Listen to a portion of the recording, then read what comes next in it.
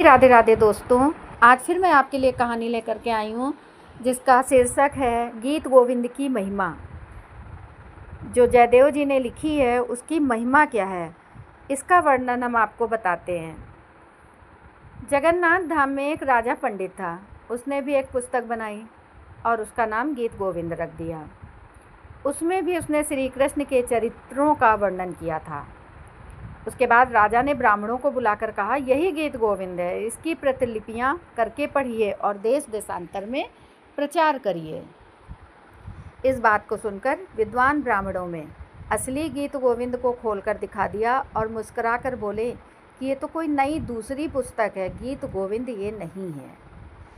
राजा का तथा राजभक्त विद्वानों का आग्रह था कि यही गीत गोविंद है।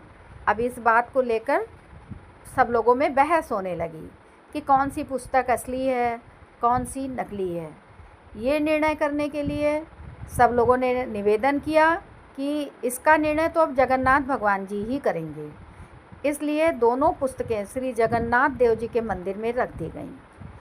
बाद में जब पट खोले गए तो देखा गया कि जगन्नाथ जी ने राजा की पुस्तक को दूर फेंक दिया है और श्री जयदेव द्वारा जो लिखित गीत गोविंद थी उसको अपनी छाती से लगा के रखा है। इस दृश्य को देखकर राजा बहुत शर्मिंदा हुआ और लज्जित हुआ। उसको अपनी पुस्तक का अपमान अच्छा नहीं लगा और ये जानकर वो बहुत बड़े शोक में चला गया और उसने निश्चय किया कि अब मैं समुद्र में डूबकर मर जाऊंगा। जब वो समुद्र में डूबने जा रहा था उसी समय प्रभु ने आकाशवाणी की और आज्ञा दी कि तू समुद्र में मत डूब। श्री जयदेव कविकृत द्वारा जो लिखा हुआ गीत गोविंद है उस जैसा कोई दूसरा ग्रंथ तो हो ही नहीं सकता, इसलिए तुम्हारा शरीर त्याग करना व्यर्थ है। अब तुम ऐसा करो, गीत गोविंद के 12 सर्गों में अपने 12 श्लोक मिलाकर लिख दो।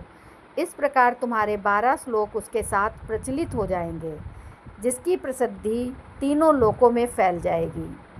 अब ये बात उसको अच्छी लगी राजा को, तो उसने क्या किया कि गीत गोविंद में अपने 12 श्लोकों को मिला के लिख दिया। इस प्रकार से गीत गोविंद के साथ साथ उसके भी श्लोक प्रचलित हो गए। तो ये है गीत गोविंद की महिमा। गीत गोविंद को सुनने के लिए भगवान स्वयं प्रकट होते हैं, ऐसा कहा जाता है। उसको सुनने के लिए भगवान स्वयं प्रकट होते हैं। राजा जगन्नाथपुरी में ये है कि जब गीत गोविंद का पाठ होता है तो राधा रमण जगन्नाथ जी भगवान जी के लिए वहाँ पे आसन दिया जाता है कि प्रभु आइए, आप विराजिए, क्योंकि ऐसा कहा जाता है गीत गोविंद को सुनने के लिए भगवान स्वयं पीछे पीछे लगे रहते हैं।